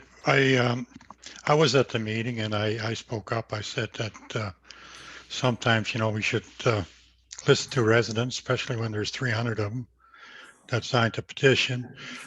They may know something we don't know, but it is a very difficult intersection. And I agree with what Councillor Sadi just said. People who need to cross the road there because of the sight lines are so poor that it's dangerous. It's absolutely dangerous. And it is unfortunate that there is a beach area at the other end of the 7th, and that's where people go. So we really do need to look at that intersection. We really do need to do something about it. And I know that we've been working on it. We've been working on it very hard to improve the sight lines. And I'm sure to put the residents' minds at ease, something is going to happen. It's not spoken on and forgotten. We keep working at it and something will happen there. Thank you, Deputy Mayor. Thank you, Your Worship. I know years ago we had a situation down here on Big Bay Point where there was didn't call for a stop sign. It didn't meet the MTO safety or problem areas or whatever, but it was categorized. I think Councillor Van Berkel helped me with that on my first term as a traffic calming measure. Recently, I was reading something in the city of Barrie. Instead of putting stop signs, what they've done is an enhanced pedestrian crossing. So before you get to that intersection or that area, there's ample signs saying pedestrian crossing ahead, and it shows a kid walking, but the crossing itself was really exaggerated in size, which really stood out with white lines and such. And it's a new process they're doing in the city of Barrie. It's something new for them. So when I was reading about it, I thought maybe we could contact the city of Barrie and see what they're doing as Barrie is growing like we are. And there's new issues every day popping up. We could talk to them about this traffic calming measure they're using instead of a stop sign for now. And I think it might make the drivers more aware that, hey, they're approaching an area where kids are crossing, whether it be school or the beach. And just as a traffic calming measure, I think maybe we should reach out to them and take a look at it as an alternative for now. Thank you. Director Bowman, did you have anything to add?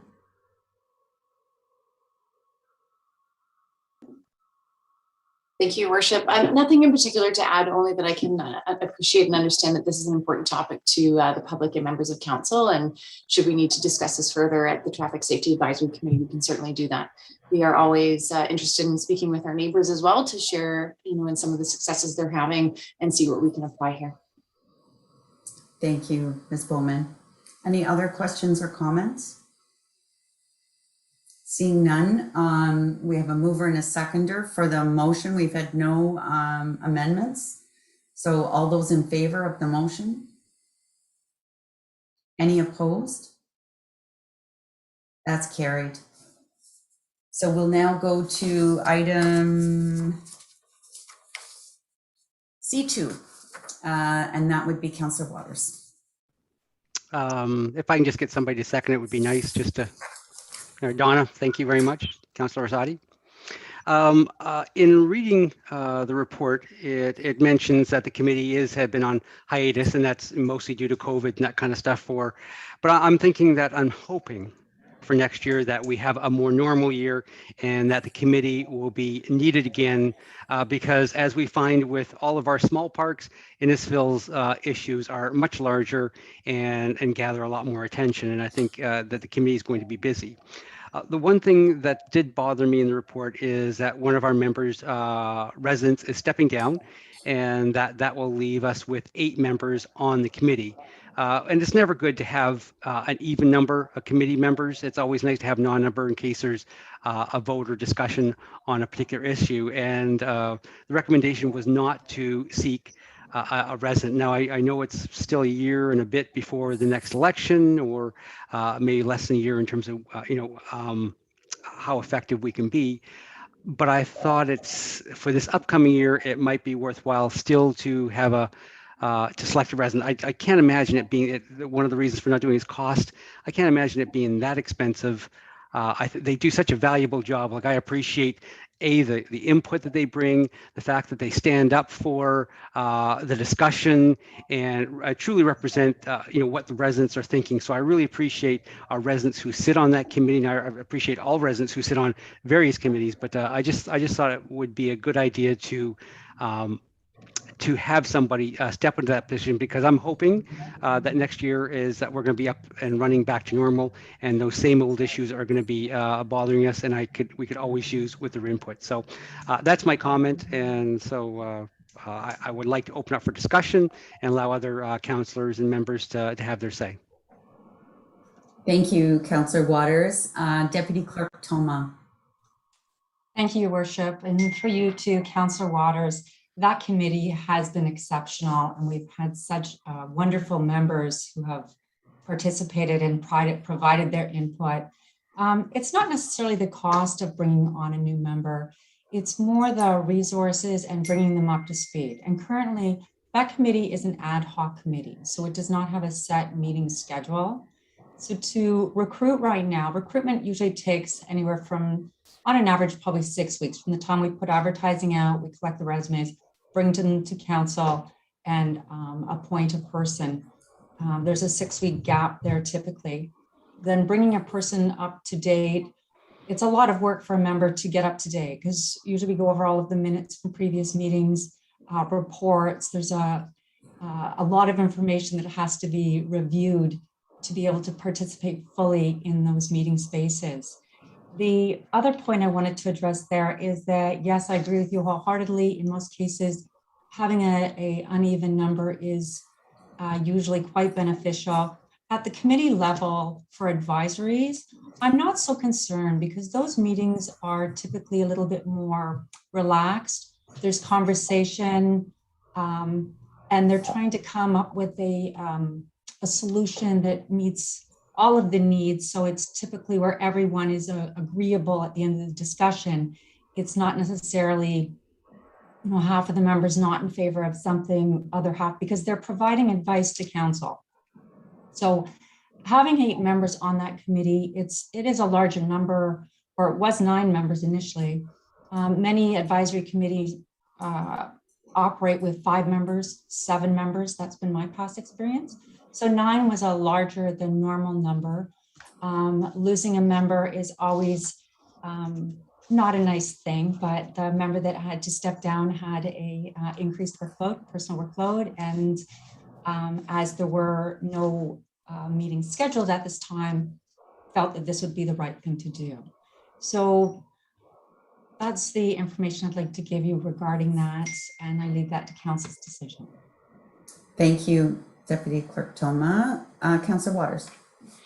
I agree that you know, the timeline is not good, but normally we don't get down into the serious discussions until the new year. So there is a ton of time for that search to begin and for that person to get up to speed, because in past experience, we're not, you know, having serious discussions until January.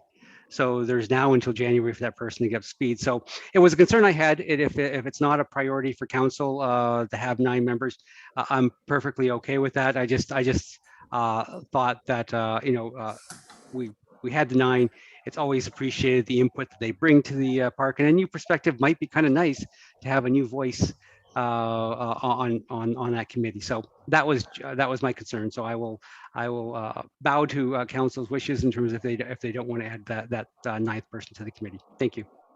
Thanks, Councillor Waters. I'd be more inclined if, you know, we weren't going lame duck as of like June of next year, or I guess it's August of next year, but July the committees don't meet anyway. So really, we've got 6 months window, like you said, since getting started in January, but hopefully we can get started a little earlier than that. The members who are who've been on since the beginning and who are quite keen, they're worth 9 people.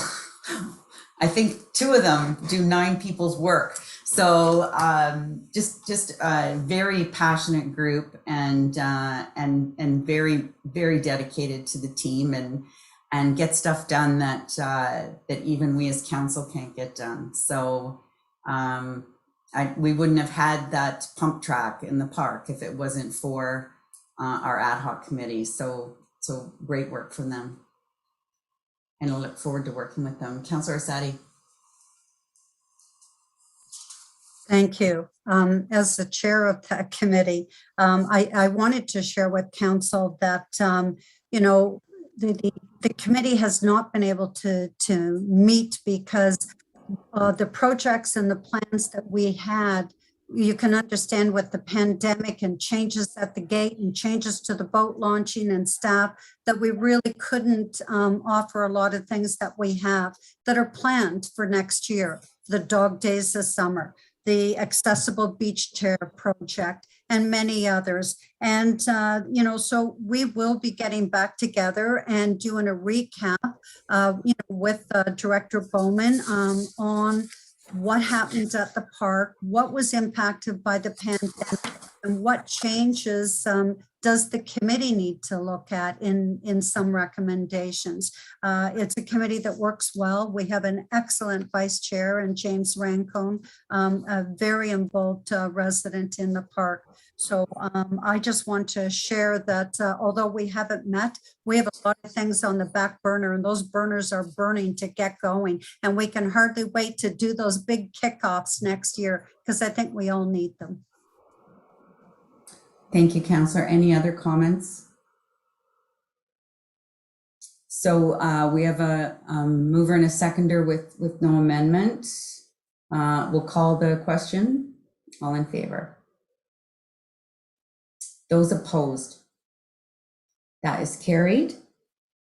And next is our rise recommendation. Can I have a mover and a seconder, please? Deputy Mayor Davidson and Councillor Van Berkel, all those in favor? Carried. Now we'll move to consideration of adoption of the recommendations from Committee of the Whole. And that's moved by Councillor Arsati and seconded by Councillor Payne. All those in favor? Opposed? That's carried. Are there any, there's no notices of motion that we were given notice of, so we'll go to announcements. Announcements by members of council, please. Councillor Nicol.